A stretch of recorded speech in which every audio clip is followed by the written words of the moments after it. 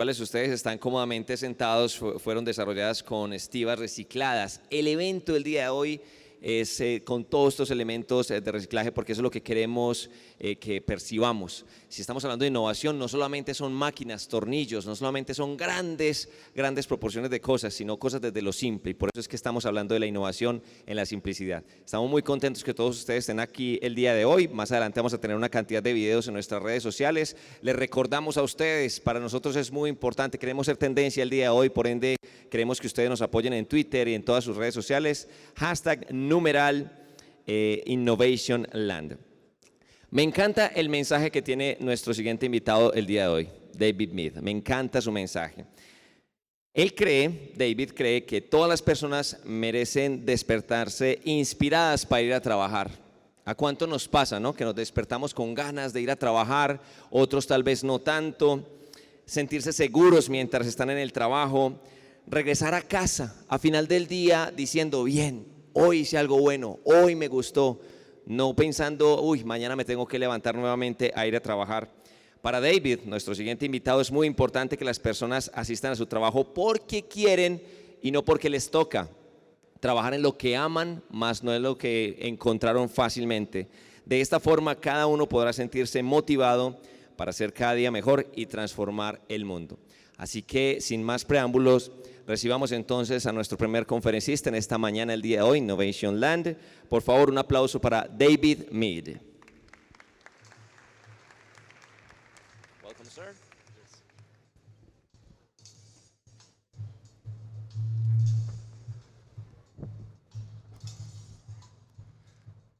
Good morning. Are you ready for English? Often, when we think of innovation, we think of technology and devices and hardware and software and motorcycles and bicycles and cars. And these are absolutely the tools that help us to enjoy the innovation that we consume. But what we have to remember is that the ideas behind the innovation and the creativity that come from those tools come from people. And that's really important. And in order for people to become more creative and more innovative, for us to have organizations that produce more innovation, we have to create the environment in which those people that come up with the ideas and the creativity for those tools can thrive. The problem is, most organizations do not create that type of innovative environment. The environment where people have the opportunity to create and to think. The reason for that is that most organizations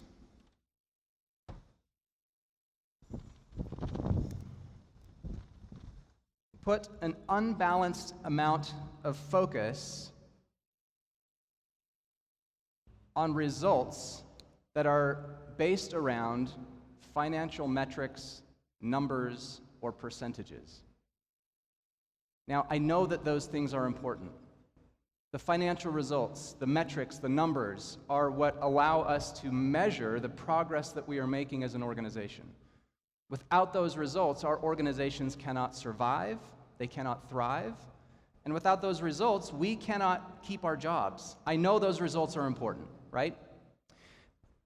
But when we focus mostly on those financial results, on the numbers, on the metrics, we will take the actions that we need to take in order to achieve those results. And we will do the things that we think we need to do in order to achieve the result that we have been given to achieve. And when we don't quite hit that goal, when we don't make that metric, usually what we do is we go back to our actions. We try to do something differently. We try to behave in different ways so that we can achieve the result that we want to get. What happens if we're not careful is that we can fall into a cycle of action and results, where we show up to work every day, and if we focus only on the numbers and the metrics, and we take the actions that it takes to get to those results, we sort of lose the passion for what we're doing. And we start to show up to work because we have to, not because we want to. Passion, creativity, innovation goes down. Stress goes up. And we get stuck in this cycle. This is a problem for a lot of people. There's a company called Gallup, and every year or every couple of years they do a worldwide study of employee engagement. The last one that they found that around the world there are about 3 billion employed people. And of those 3 billion people, there's a percentage of those people that are disengaged and unmotivated by their work. Basically, these are people who hate their jobs or just don't care. Think in your mind for a moment, what percentage do you think that is of people that are disengaged or unmotivated by their work? Got a number? It's 87%. 87% of our human family wakes up every day and goes, ugh. They go to a job that they just don't care about or that they hate. This is horrible. We deserve better than this. We deserve to wake up inspired to go to work, to feel safe while we're there, and to come home at the end of the day fulfilled by the work that we do. This is something that everybody should have. The good news is, it doesn't have to be this way. We can get out of this cycle of action and results, where most of us just don't really love the work that we do. But what that requires is that we shift our perception. We have to change the way we think. We have to change the way we look at our jobs, our careers, our roles, and our organizations. If the result that we want is more creativity, more innovation, we have to take different actions, which requires that we change our perception. So my purpose here today is to help you change your perception. It's not to take anything away from you, it's not to necessarily change anything that you do on a daily basis, it's just to have you look at it from a different perspective. Because when we can change our perception about something, we can choose to take different actions, which can lead to different results. So in this world in which we live, where most people and most organizations are focused here, there are certain leaders, certain organizations that are doing things a little bit differently. They have shifted their perception around the reason that they exist and the reason they do the work that they do. And all of these organizations, no matter their size, no matter their industry, all have a few things in common. They can inspire. They have more loyalty from their employees and from their customers. They're more innovative. They're able to solve bigger problems. They last longer, and they are more profitable over the long term. Some of these organizations we have heard of. These are organizations like Disney, Lego, the Virgin Companies, Costco, Apple, and there are many others. But all of these organizations have something in common, have something similar. And there are a lot of organizations like these that we have never heard of just because they are smaller or less well-known. And in 2009, I found one of those companies. I was hired as the director of training for a company in Utah, where I live in the United States. And it was the first time that I had been exposed to an organization that had a real vision. Something more than just to be the biggest or to be the best or to sell more stuff. It was really centered around the difference we were making in the lives of people, and I loved my job. And I would show up to work every day, and I was looking forward to Mondays instead of looking forward to Fridays, which is what I used to do at every other job that I had. And I would get to work and I would run up the stairs because the elevator was too slow. And I couldn't quite understand the reason that I loved this job so much, because the product that the company sold was a subscription to satellite television. Who cares? I didn't even watch TV. And so I couldn't figure out why I loved this job so much. And about a week into the job, we had a little off-site, an evening event, and I was told that we were going to have a guest speaker. And so I showed up, and I was basically in your position. I was at a work event, listening to some speaker I had never heard of, and I didn't know quite what to expect. This speaker's name was Simon Sinek. And for those of you who are not familiar with Simon, he is a renowned thought leader and author. He has 3 best-selling books, and he's an amazingly inspirational guy. But back in 2009, he had no books, he had nothing but a simple idea. And he shared this simple idea with us, and it inspired me so much that I stole it, and I wrote it down and put it into the training curriculum that I was writing. And this is the simple idea that Simon shared with us that night.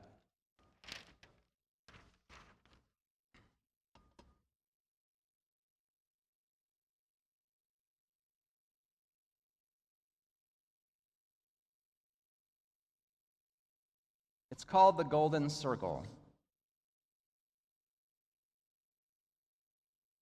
And it simply helps to explain what it is that sets these special organizations apart. It's just a bullseye with 3 words: why, how, and what. Every organization, and even our own careers, operate on these 3 levels: what we do, how we do it, and why we do it. Everybody knows what they do. This is the product you sell, the service you offer, the title that you have. That part's pretty easy. Some know how they do what they do. This means, how are you different or special? How do you set yourself apart from somebody else who's doing about the same thing that you're doing? But very few individuals and very few organizations understand, and more importantly, can clearly talk about why they do what they do. And by why, I don't mean to make more money. I don't mean to expand, to grow, to make acquisitions, to gain market share. All of those things are results. By why, I mean, what is your purpose? What is your cause? What is your belief? Why does your organization exist? What is the human reason you do the work that you do? Naturally, as human beings, we usually think, act, and communicate from the outside in. We tell people what we do, we tell them how we think we are different or special or better, and then we expect people to buy our product or vote for us or support us or make a donation or whatever it is that we're trying to get them to do. But the inspired leaders and the inspired organizations think, act, and communicate from the inside out. They start with why. Let me give you just a basic example just to illustrate how the Golden Circle works. I'll use the example of Tesla electric cars. Everybody heard of Tesla? Okay, a few of you? So Tesla is probably one of the most innovative companies that I know of. They make electric cars that are beautiful and wonderful. So I'll use Tesla as an example. Okay? If Tesla were like any of their competitors that also make electric cars, a commercial or a marketing message from them might sound something like this: we make electric cars.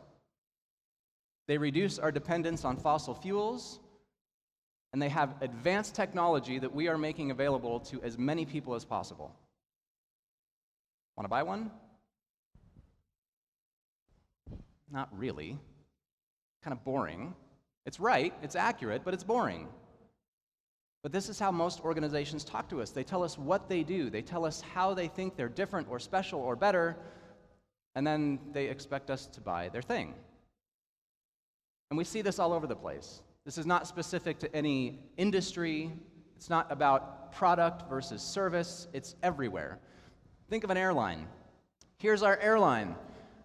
We've got the newest planes, the most direct flights, free entertainment on board. Come fly our airline. It's boring. It's accurate, but it's boring. It doesn't inspire us. This is how Tesla actually thinks, acts, and communicates. They start with why. We believe in creating a sustainable, happy future for humanity. The way we do that is by reducing our dependence on fossil fuels and making our advanced technology affordable to as many people as possible. We just happen to make electric cars. Want to buy one? It's different. It feels a little bit different. The what and the how are exactly the same.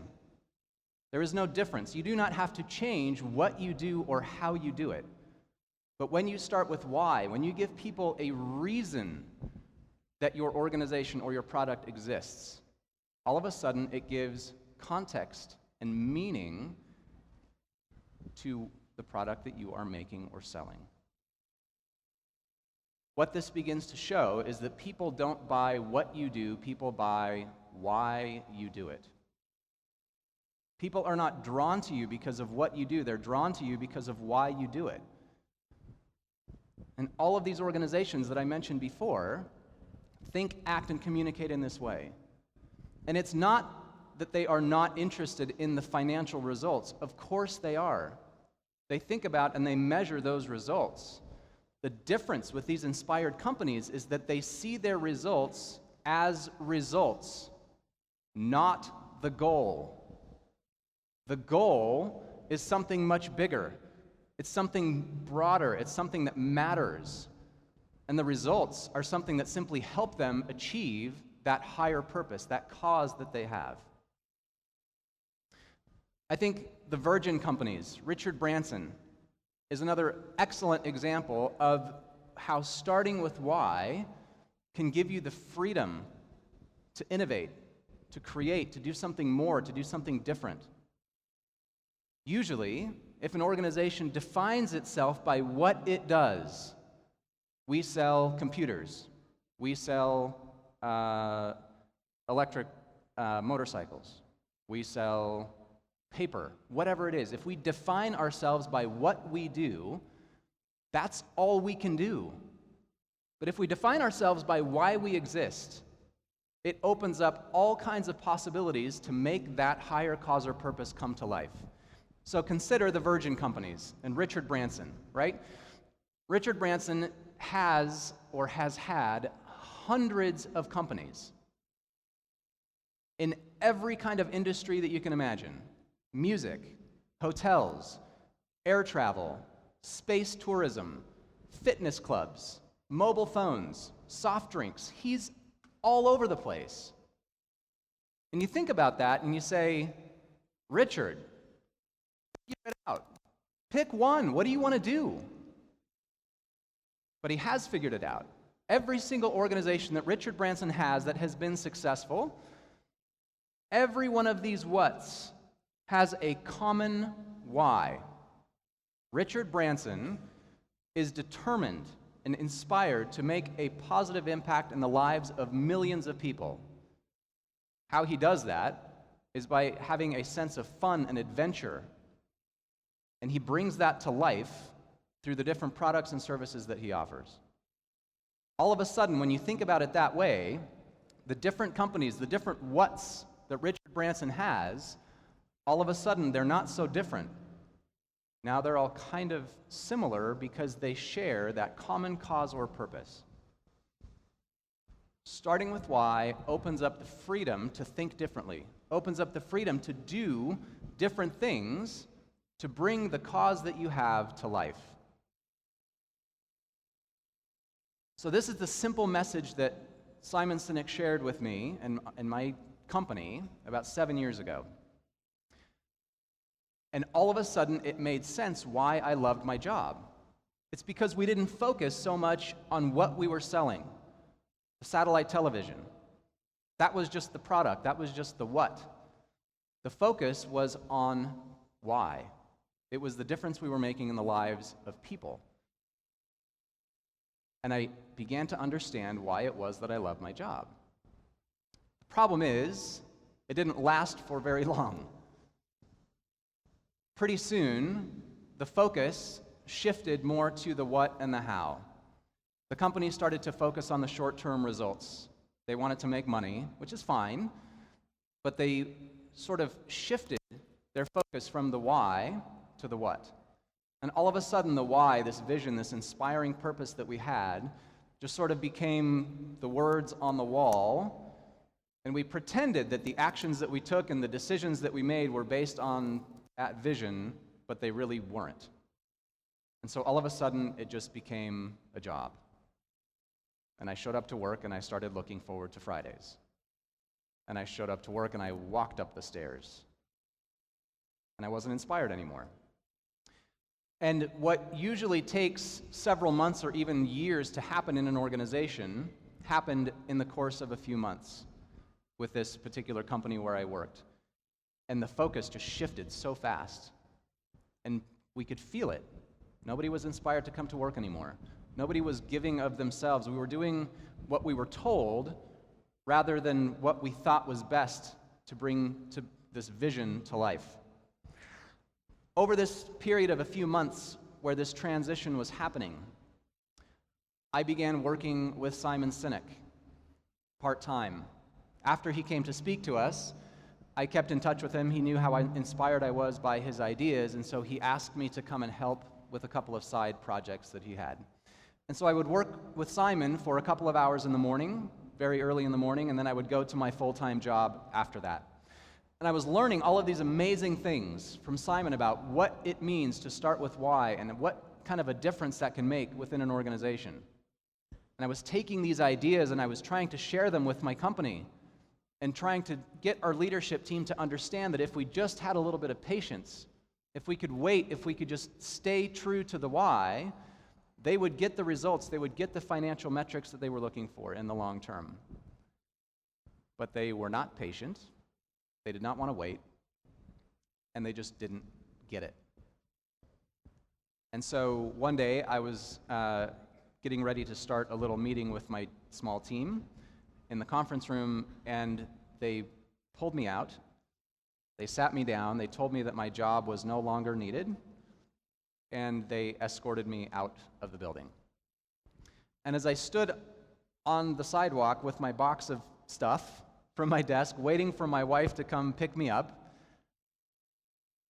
my head just spun as to what had just happened.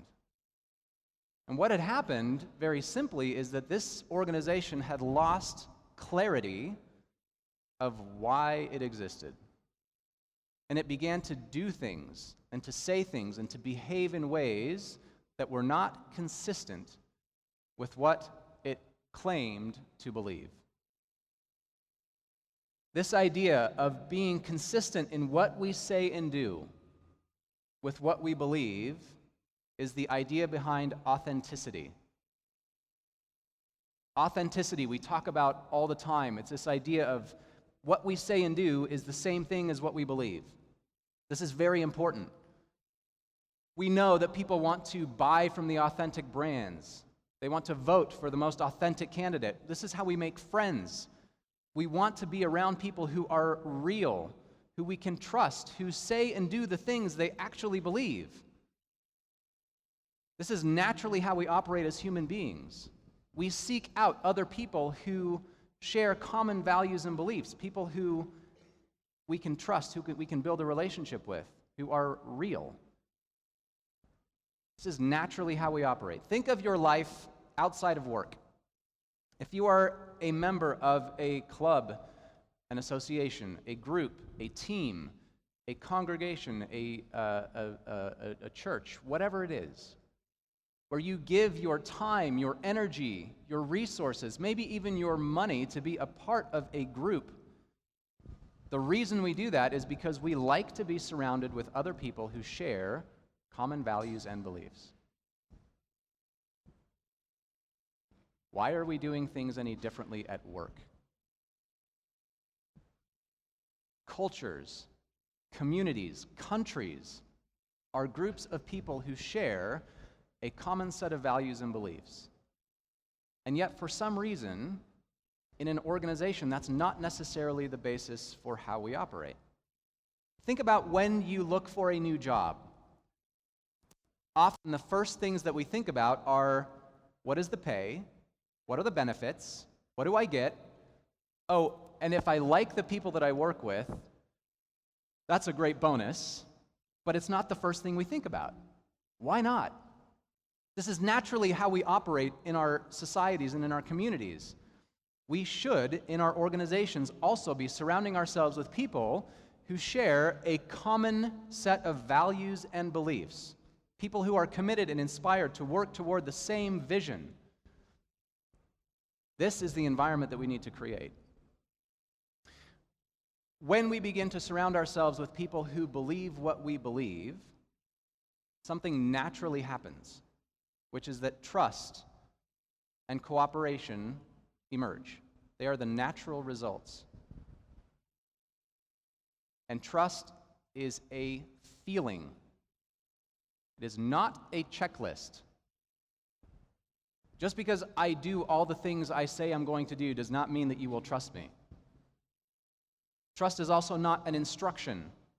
I can't tell you to trust me. It doesn't work. Trust is a feeling. And our survival as a human species and as organizations depends on trust. There is nothing that we can do that is of any importance that we can do by ourselves. We can't lift heavy weight by ourselves. We can't solve complex problems by ourselves. We can't take on big projects by ourselves. We need each other. Anything that the human race has done that has been of any importance is as a result of trust and cooperation among people. There is no one person that was responsible for the successful landing on the moon. There is no one person that's responsible for establishing or maintaining a culture or a community or a country. It is a group effort. So within organizations, we need to have trust and cooperation in order for anything great to happen. The question is, if trust and cooperation are feelings, where do they come from and how do we get them?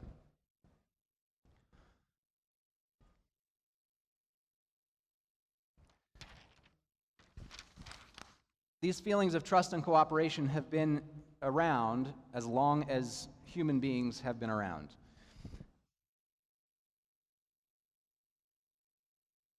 When human beings first started walking around the planet, we were all surrounded by a lot of danger. Wild animals, the weather, not enough food, not enough resources, other people trying to kill us. All of these dangers faced us and were trying to get rid of us. But because we are social as a species, we came together and we formed groups, tribes, communities where we could feel safe, where we could protect each other from the dangers on the outside and take advantage of the opportunities that existed. Nothing in our modern day has really changed. Our organizations are still surrounded by constant danger. It looks a little bit different today. Now it looks like competition, ups and downs of the economy, bad stock market, government regulation, whatever it is. All of these constant things that we have little or no control and that are constantly trying to put us out of business, take our customers, or make it more difficult for them to do business with us. There are also dangers inside our organizations. But the difference between the inside dangers and the outside dangers are that the dangers on the inside are variable. They are not constant. And it is our responsibility as leaders within organizations to get rid of those internal dangers. These are dangers, anything that make people feel unsafe, make them feel like they don't belong, make them feel like they have to protect themselves from the people around them. Things like intimidation, humiliation, keeping information to yourself, taking credit for somebody else's work. Any of these things that make people feel like they are unsafe in the environment in which they work. Leaders set the tone or set the environments in which we work.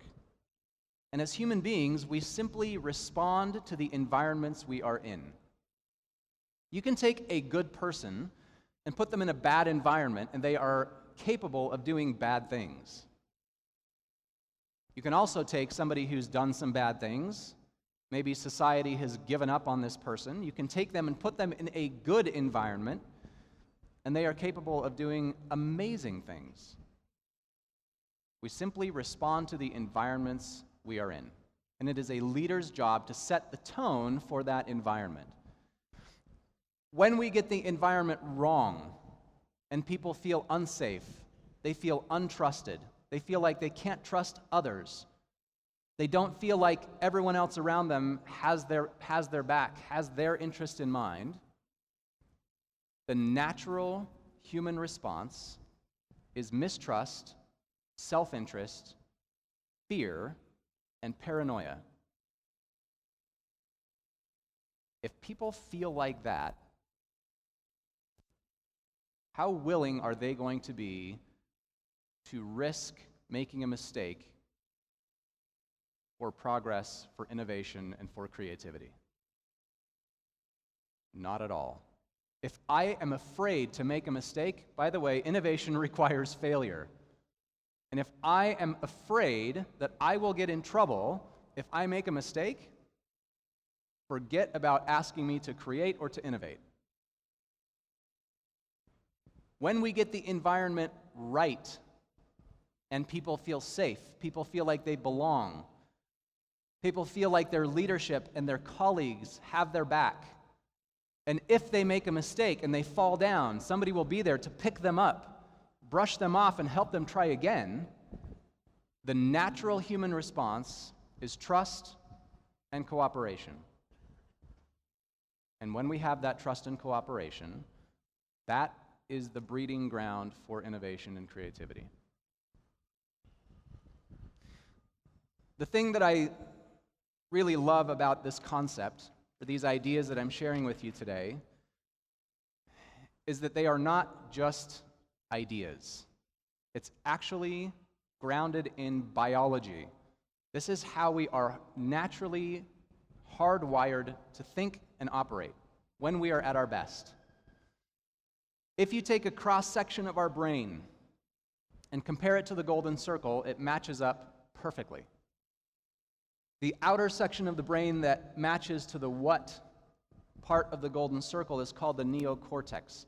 This is the part of the brain that's responsible for our intellect, our rational thought, our ability to look at spreadsheets and numbers and metrics and all of that logical stuff. And it also controls our language. The center of the brain that maps to the why and the how section of the golden circle is the limbic system.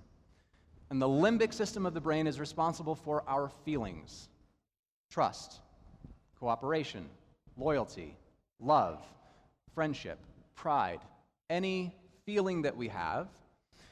It's also responsible for all decision-making, all behavior, but it has no capacity for language. This is the reason emotional things are difficult to talk about. Emotional questions are difficult to answer. Why do you love your wife? I don't know. Good. Write that on your anniversary card. Right? Of course you know. You married her. Why do you love your wife? Okay, she's fun, she's smart, she's beautiful, I can trust her, she's very talented, we do everything together, she's my best friend. Okay, that sounds like a really nice golden retriever. That's a joke. This is really difficult, right? You just described the wonderful qualities of everyone's wife. Everybody could say those same things about their wife. What is it about your wife that you love? And this is hard, this is difficult, and we struggle because we have talked about all of the words that we have. And so we say things that don't make any sense, like, she completes me. That's ridiculous. You're not half a person. The reason this is so difficult is because what we are trying so hard to do is to put the feeling that we have for another human being that is absolutely there. There is no question in our minds that we love this person more than anybody else, but because of the way our brain works, it is really difficult to put that feeling into words because the part of the brain that controls the feeling does not control the language. The reason most people and most organizations start with what is because what is easy to talk about. It's easy to talk about what we do, and we can sort of tickle the limbic brain a little bit when we talk about how we are different or special or better. But it doesn't really get the feeling across, and it doesn't drive decision-making, and it doesn't drive behavior. When we start with what, we are forced to try to convince somebody through logic to do something that we want them to do. And so we tell them about our product, and we tell them about all the features and the benefits and the reasons we think it makes sense to buy this product. And people say, yeah, but I mean, look at the competitor. They also have the same product, and if we match line for line what the product is, what the features and benefits are, I don't know, which one's cheaper? And when we operate in this way, often we're forced to use what I call manipulation. I don't mean that in a negative sense. But these are the sales, the promotions, the buy one, get one free, the value added, whatever you want to call it, that we use to reduce somebody's risk so that they will buy our product or do business with us versus somebody else. And it takes a lot more effort and a lot more energy, and it's more expensive, and it's more stressful. On the other hand, when we start with why, we have the opportunity to inspire people to be a part of something that they believe in. And what we do and the features and benefits of our product simply help to make that decision rational. I'll go back to the Tesla example. Did anybody watch the launch of the Model 3? Anybody see that? No? So let me tell you what happened. If you're familiar with Tesla, they have 3 models of cars right now. There's the Roadster, which is their first model that was very expensive. They have the Model S, which is a little less expensive. And they have the Model X, which is the SUV, which is about the same price as the Model S. Because Tesla is not interested in just selling really expensive cars, they actually want to create a sustainable, happy future for humanity. They want to make electric cars available to more and more and more people. So, this year they launched the Model 3, which is a smaller car that starts at about $35,000, which is a very economical price for their car, right? The car doesn't even come out until late 2017. Elon Musk, the CEO of Tesla, when they had the launch event, the launch event was about 20 minutes long. Elon Musk came out on the stage, and the first thing he said was, "Let me tell you why we're doing this." And he spent the first 17 minutes of that 20-minute launch event talking about why Tesla existed and how they were going to bring that vision to life.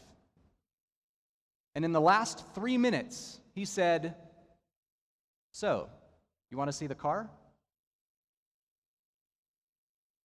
400,000 people pre-ordered a Model 3, a car they had never seen, a car they had never driven, a car that does not yet exist. They will not see that car until late 2017 or 2018. The only way an organization can do that is by inspiring people by what they believe, not by talking about what the car is and what the features and benefits of that car are. This is a powerful way to think, act, and communicate. In order for us to create these environments where people are inspired by something bigger than the product that they sell or the product that they make, and to create these environments where people feel safe to make those mistakes in the name of innovation and progress and creativity, first, you have to have clarity of why. You have to know why you do what you do. Because if you don't know yourself, there's no way that you can tell anyone else. Once that is established, there are three more things that I think are very important in creating this type of culture, this type of environment. And the first thing is leadership. We talk so much about leadership, and it involves so many things. But let me make it as simple as I can and share with you the way that we think about leadership in our company, on our team. Leadership is not a rank, a title, or a position. It is a simple choice that we make to put the needs of someone else before our own. To take care of the person to our left and to take care of the person to our right. Just to watch out for people. This type of leadership does not show up in the big decisions that you make or the big initiatives that you start or the big achievements that you are responsible for. That's part of it. But the part of leadership that we usually forget, that we usually don't talk about, are the simple things that we do every day that don't come with a lot of recognition, that usually people don't think about or don't talk about. Leadership looks like this. Instead of writing an email to thank somebody on your team for doing a good job with something, stand up from your desk, walk 50 meters to their office, poke your head in and say, "Thanks very much, you did a great job on that project." That's what leadership looks like. It's giving your time and energy to put someone else before yourself. Another simple example. You get to the door of the building where you work. You open the door, you notice that 10 meters behind you there's somebody carrying a big box. You stand there for an extra 5 seconds to let that person walk through the door so that they don't have to try to carry the box and open the door at the same time. That's what leadership looks like. It's putting the needs of someone else before your own. This is not something that you do from 9 to 5. This is a lifestyle. This is part of who you become. And when you create those small moments where people feel like they matter to you, trust is built. And cooperation begins to happen. Leadership is very important. The second thing is discipline. Starting with why and creating this type of environment is not easy. And it requires that we make some decisions that may harm us in the short term.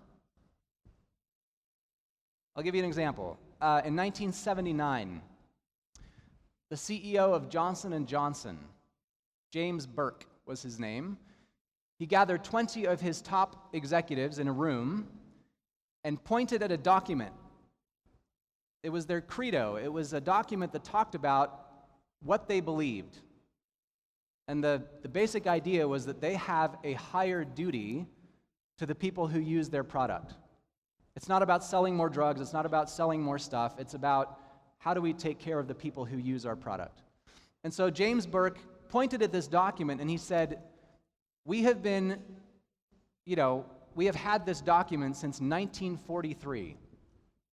And we are not really living this. We look at it, but it doesn't really guide our actions or our behaviors. So we're going to decide right now, are we going to make this a living document? Are we going to live by these guiding principles and these values or not?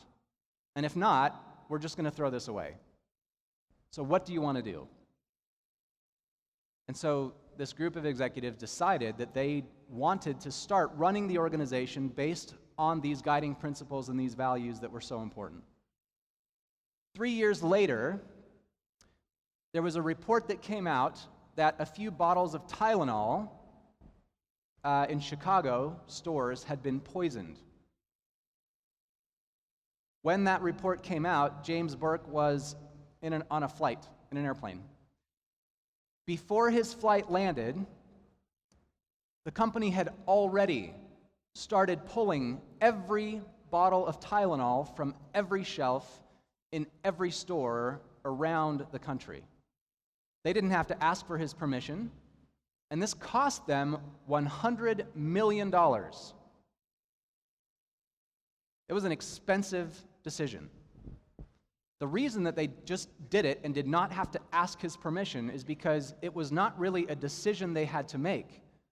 The decision had been made 3 years ago in 1979 when they decided to live by the guiding principles and the values that they believed. All they had to do was to act on that decision. And so it wasn't even a question. And it hurt them in the short term. They lost $100 million. But the response that Johnson & Johnson had to that event, that incident, has become the standard for how crisis is managed within organizations when things like this happen. When we start with why and we're committed to this higher cause or purpose, this human reason for our existence, the right thing to do is always the right thing to do, even if it hurts us in the short term. Third is patience. I talk to a lot of people, and I share this idea with a lot of people, and I get a lot of people nodding their heads. Yes, I get it. Makes sense. And so I wonder, why aren't more organizations operating in this way? And it's because we lack the patience. We live in and operate in a business environment and in a financial environment that is obsessed with short-term gains. We have to make that financial number for the quarter or for the year. And so we put all of our time and our effort and our energy into those short-term gains. Starting with why does not change anything overnight. Being the type of leader that you need to be does not happen overnight. It's kind of like working out, right? You decide you want to get in shape, you go to the fitness club, and you run on the treadmill for 45 minutes. And you come home and you look in the mirror and you see nothing. And so you go the next day and you run for 45 more minutes. And you come home and you look in the mirror and you see nothing. And this time it hurts. And so you think, this doesn't work, I quit. This is the attitude that a lot of people have around starting with why and around being this type of leader. It doesn't happen overnight. When I was in business school doing my MBA, we talked a lot about GE, General Electric, and Jack Welch, who was the CEO of General Electric for a long time, and some of the business practices that he invented and normalized. Jack used a method called rank and yank, where basically every year he would stack his employees based on performance, and he would fire the bottom 10% and promote the top 10%. He created a culture and an environment of fear, of unhealthy competition, and of getting the most he could out of people. And in the short term, it worked. If you look at GE's stock price for about the last 30 years. In 1985, the stock price was at about $2 a share, and in the year 2000, it topped out at about $60 a share. In the short term, Jack Welch's methods worked. This was a year before Jack Welch retired, and now GE is about here, they're at about $30 a share. Contrast that with a company called Costco. I know you don't have Costco in Colombia, but for those of you who have not heard of Costco, this is it's a wholesale warehouse that sells to the public, and they sell food and clothes and tires and anything you can imagine, right? Costco has a very different approach to business. They worry first about their people. They worry first about creating an environment where their people feel safe, where they feel like they belong, where they know that their leadership has their back. And for years, Costco was ridiculed for having a flat stock price. But they didn't care, because for them it was not about making the quarterly profits or the quarterly numbers. They were more interested in the long term. Costco went public in 1985. And their stock price was about $2 a share, same time as GE. And in the year 2000, they were about right there. And today, they are here. They topped out this year at $160 a share, and they are continuing just to go up and up and up. Now, whether you have a public company or a private company, it doesn't matter. The point of this is, when you are patient, when you have that long-term view, when you take care of your people, when the result that you measure is engagement, innovation, creativity, inspiration, that is what is possible. What happens to a lot of companies is that they experience something called the split. I'll explain what that is in a minute, but I would say 98% of organizations start with a why, with a cause, a purpose. The founder of the organization is inspired to do something, inspired to solve a problem that they could not solve anywhere else, and so they're doing it themselves. And they surround themselves with other people who believe what they believe, who want to solve that problem, who want to make a difference in the world. And somewhere along the way, the why just goes fuzzy. They lose it. This is what happens. Every organization operates on two levels, two axes. One is some metric, usually it's money, and the second is time. And when an organization starts, what they do and why they do it are very closely linked. Everybody shows up to make the product or the service because it's in service of something bigger. It's in service of that higher cause or purpose. They're inspired by it, they work long hours, they don't get paid very much or anything at all, but they don't care. They put in the time and the effort and the energy because of the love that they have, the passion that they have for that cause or purpose. As the organization grows, and the founder of the organization needs to hire more people, all of a sudden, the founder is no longer hiring everybody. The founder has hired somebody to hire everybody, and there's a bit of a disconnect between the founder, that inspiration for the organization, and everybody else. And all of a sudden, we're not having lunch together in the conference room, all of us anymore. Now we have departments. Now we're a little bit more separated. And as the organization starts to do better with the what, and the numbers start to grow, and we can see that we're selling more stuff and we're making progress, we begin to focus more on that measurement because it's easy to see.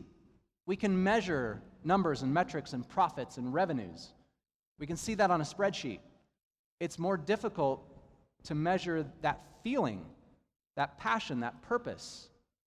And so what happens is that as the what grows, the why tends to level off and get a little fuzzy.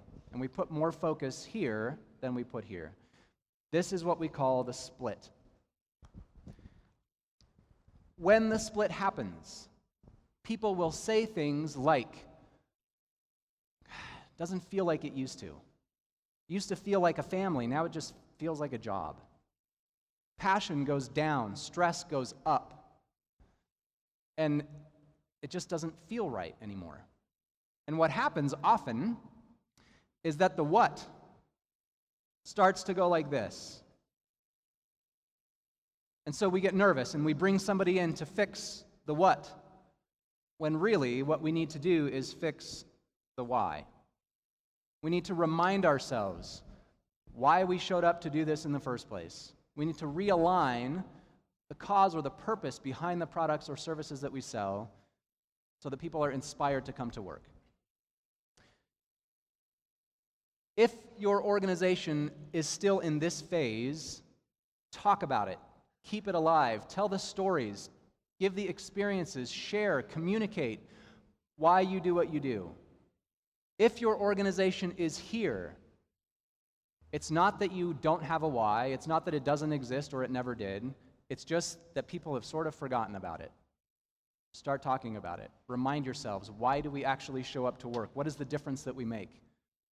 When we inspire people to come to work, we get discretionary effort, we get loyalty, we get greater creativity, we get greater innovation because people want to contribute to something they believe in. And most importantly, when we create these environments, when we start with why, when we create this circle of safety, people will feel, including ourselves, we feel more fulfilled by the work that we do.